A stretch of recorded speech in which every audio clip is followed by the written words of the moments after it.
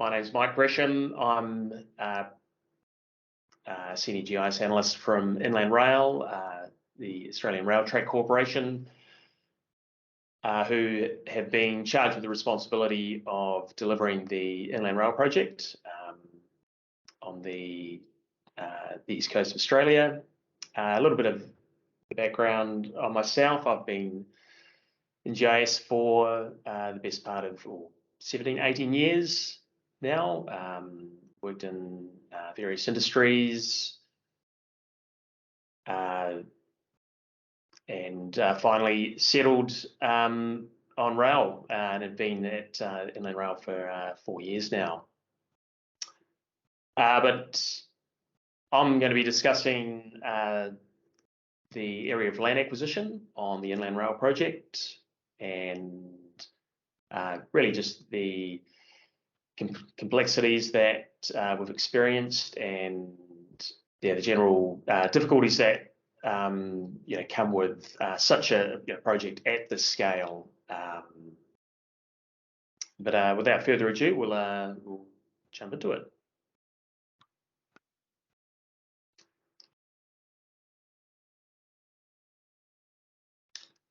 So a little bit of background about the Inland Rail project.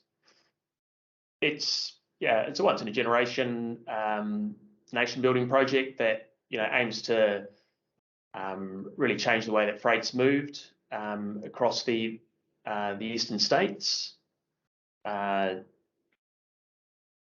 a 1,700 kilometre rail line from starting in Melbourne going through to Brisbane. It actually connects up both brownfield and greenfield sections. There are obviously existing systems that we essentially leverage, but once these greenfield projects are connected with the brownfield, that's going to constitute what we term the spine of Australia's rail freight network. So in order to prepare for this project, the Australian Rail Track Corporation has have to acquire the land that we are constructing the rail line on. So the process is, it's a complex one, and depending on who the landholder is, the time to acquire that land can vary, and the approaches can be different depending on the landholder or the state that that land is in. So the project team will require an accurate estimation of how much land they're going to have to acquire and where exactly that land is going to be. And this really gives, it's the perfect activity for GIS to assist here. And we've found, our GIS team's found, a number of areas that we can, put our hand to. So in terms of land acquisition on the Inland Rail project, this is undertaken through the feasibility and design phases of the project. Through those stages, what we term the land acquisition boundaries are, very much in a provisional state. They're still influenced by changes in the design. Both internal and external stakeholders will have influence on these acquisition boundaries. The significant cultural heritage areas will play a part, and obviously flooding is an important issue, and even recently with the 2022 floods, that will also play its part in any alterations to these boundaries. So FME helps out with the the initial selection based on the project footprint, and then the calculation of those areas. Then the results of those calculations are pushed out into a customized template, which can be just distributed to both internal and external stakeholders, just the ones in our organisation. And the model can also be then run on an ad hoc basis, depending on those influences that I just mentioned before, altering those land acquisition boundaries. So FME does play a very important part in keeping the project team sort of up to date with the latest changes and keep that information accurate.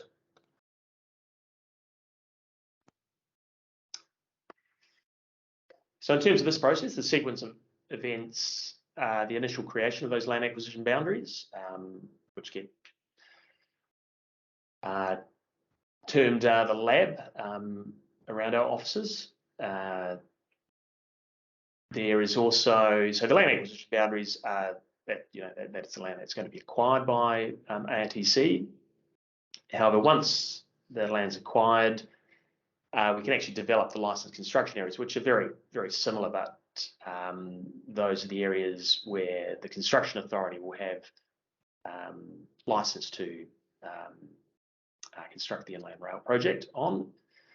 We then consolidate all the information coming from those two items into reporting that can then be distributed to both internal stakeholders and to our external stakeholders, such as Transport and Main Roads, who are the mandated authority to acquire the land. The data, the GIS data that's output from that can also be put up onto our web map site for viewing by those stakeholders. And the process can be then repeated, as I mentioned before, for any alterations to those boundaries. So the initial creation of the land acquisition boundary, that's designed by the project team. It's done in CAD.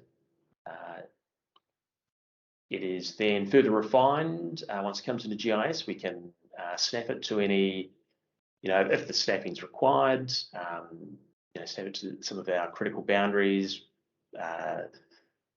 one being the EIS disturbance footprint, also the cadastral boundaries, which survey adjusted by our survey team. So that's taking the digital cadastral database and refining it with survey accurate, or refine it by surveying those boundaries. They're also further refined through consultation with our external stakeholders. And finally, the boundaries are validated by the Transport and Main Roads, who are the ones that are officially acquiring the land. So just jumping into FME, that's what we're here to talk about today. This is one of the sort of preliminary workbenches. So as I mentioned, the land acquisition boundaries are designed by the project team, designed in CAD. So we're bringing in DWG. It's transformed into GIS. And as it sort of goes through the workflow, you'll bring in the DWG, you'll filter it out by the layer.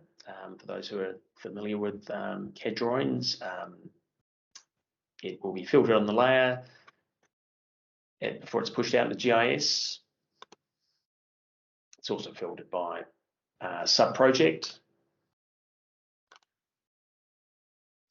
And currently the project's been completed in GDA 94, but we do have to accommodate GDA 2020 as the program transitions into that datum. So at the same time, the data will be also converted into GDA 2020.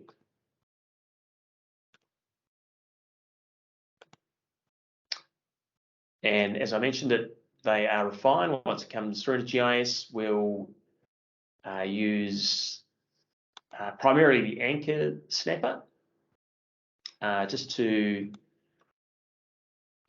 apply some topology to that data.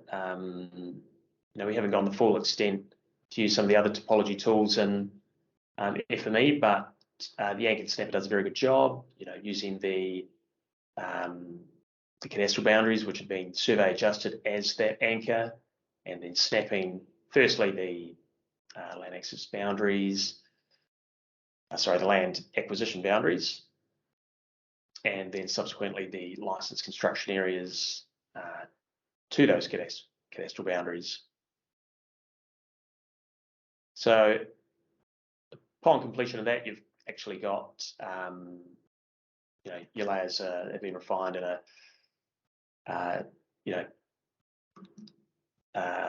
can then be uploaded to GIS and used by the team.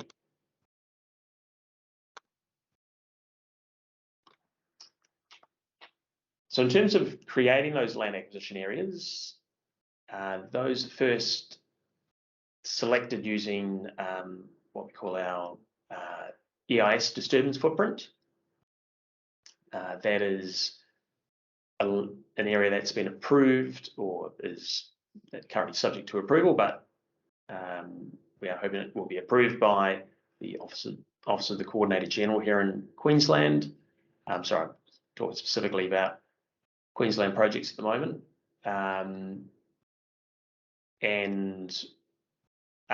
If there's anything that's outside of that disturbance footprint, which there are, certainly in some of the tunnel sections of inland rail, you'll use some other whatever other boundaries are required to get the full quantum of cadastral lots that are impacted by the project. So we run FME to calculate the areas that are impacted, and we can also do a bit of value adding. We can add chainage and any other specific project information that might be essential to the team, and those results are then written into a spreadsheet, which we have a customized template for that, and that can be provided to our internal team, and it's also delivered to Transport and Main Roads as our register of affected properties. And as I previously mentioned, these workbenches can be repeated and the reporting updated when there are changes to the land acquisition boundaries. So jumping back into FME, we have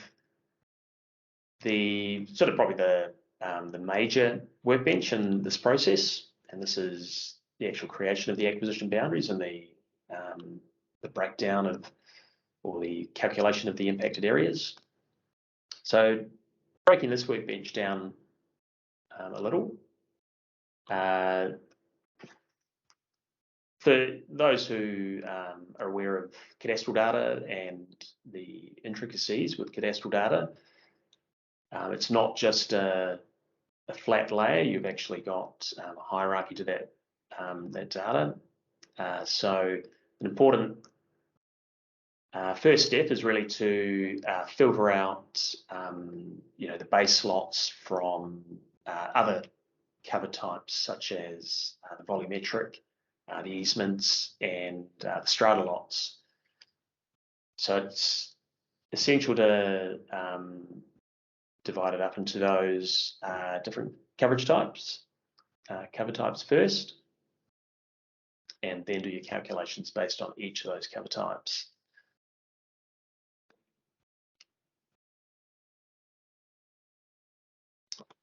So that process is completed, and we will then run the area calculation. Sorry, you might not be able to see that clearly, but this is where we'd be using transforms such as the area on area overlayer. I've actually created a customized transformer for this, but without seeing this on screen, essentially all that's in there is just the area on area overlayer and probably an attribute rounder. So for each of the categories of land acquisition,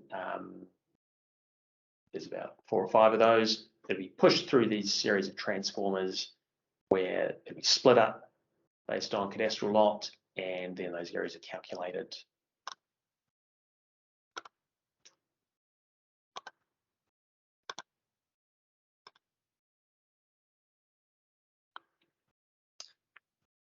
And once we have run it through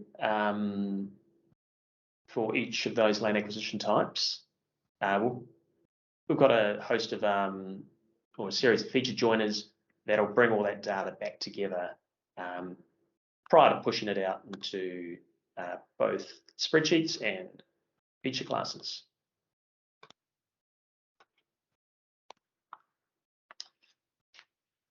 And I guess one of the important outputs of that process is the generation of what we call our sort of landholder consultation, land acquisition maps. Now, these maps are, for the benefit of our stakeholder engagement team. So to actually go out there, talk to the landholders, and present them with the area, or one of these maps, which details the area that ARTC is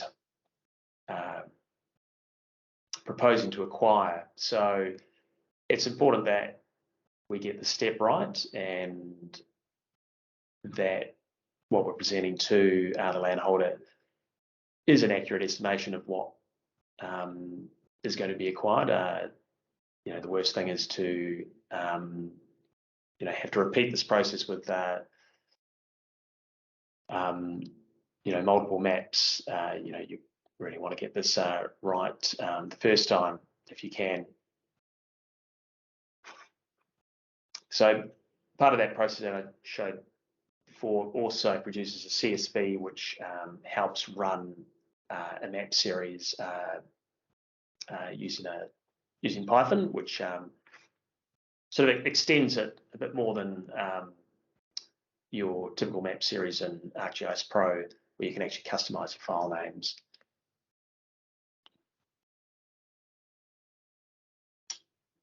So the creation of the construction areas, it's very similar to the land acquisition boundaries. However, you've got the major distinction is that you have both the licensed construction areas and the non-licensed. So the non-licensed aren't, it's not land that's acquired by ARTC, as it is generally that land that exists in the road corridor or within the watercourse parcels. So this land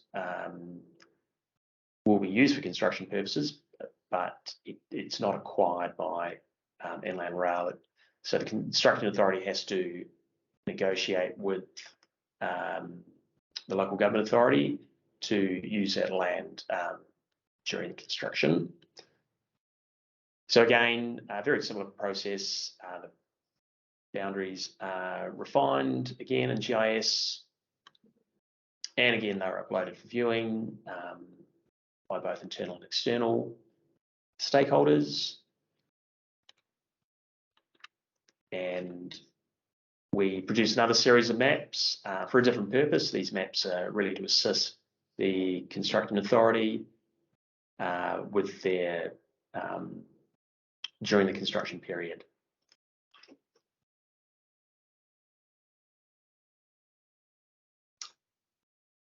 So after running both those workbenches,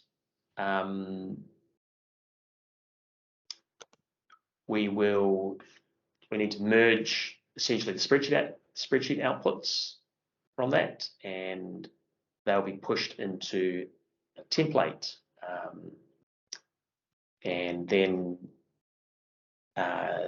disseminated around our stakeholders.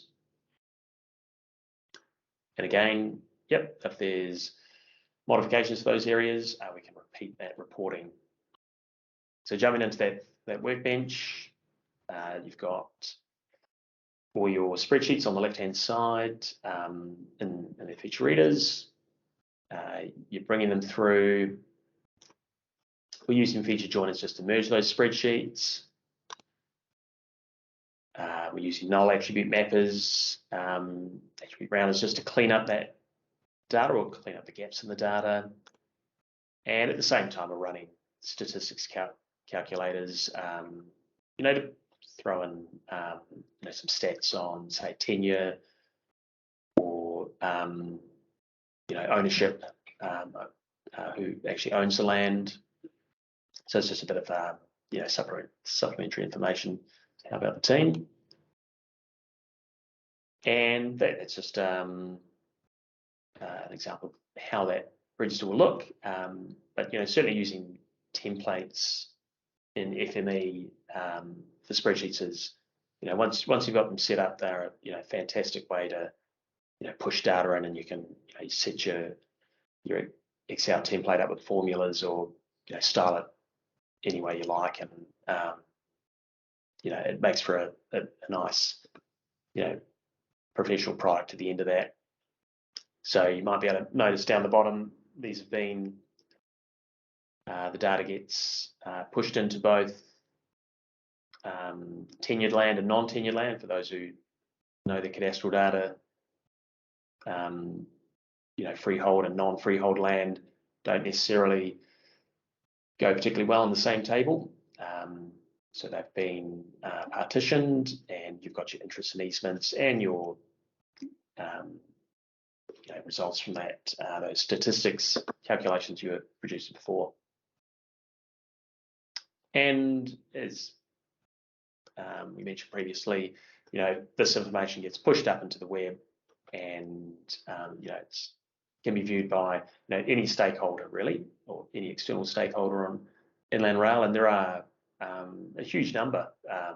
You can imagine a project at that scale. You've got all the local government authorities interfacing, rail organisations, all the utilities. I think last count it was like 149 utility companies are impacted by Inland Rail.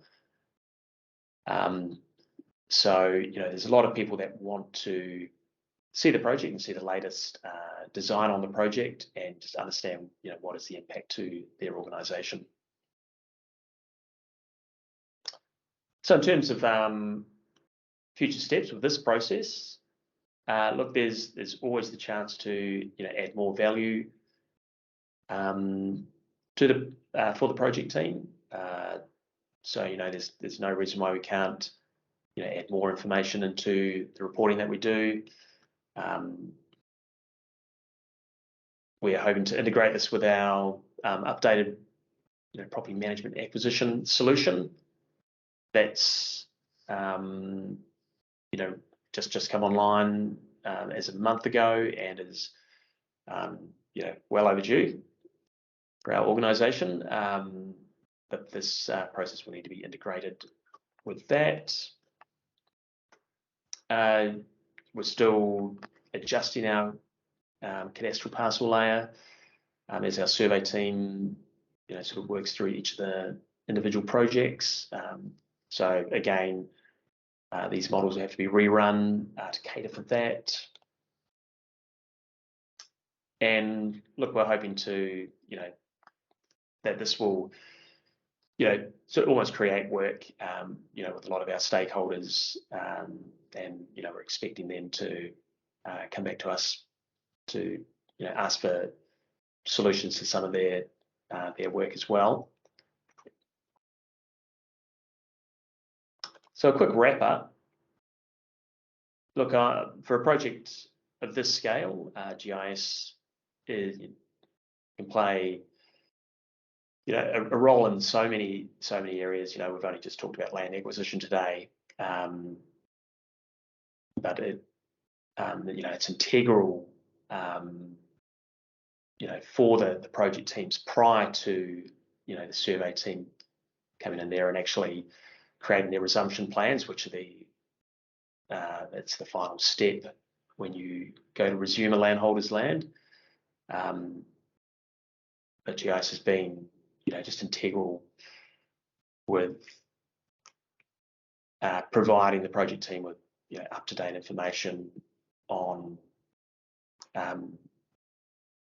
really, of those impacted areas as proposed by the design team. And, FME has just been, the ideal software to use in this process with its, ability to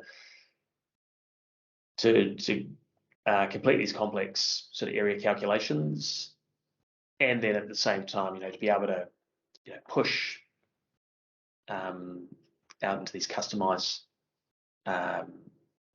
reporting templates in Excel. That's work extremely well, and that ability to read and write multiple spatial formats, and also override our data that's currently live in our system. It's played I can't really think of any other software that can sort of replace FME for a lot of those tasks.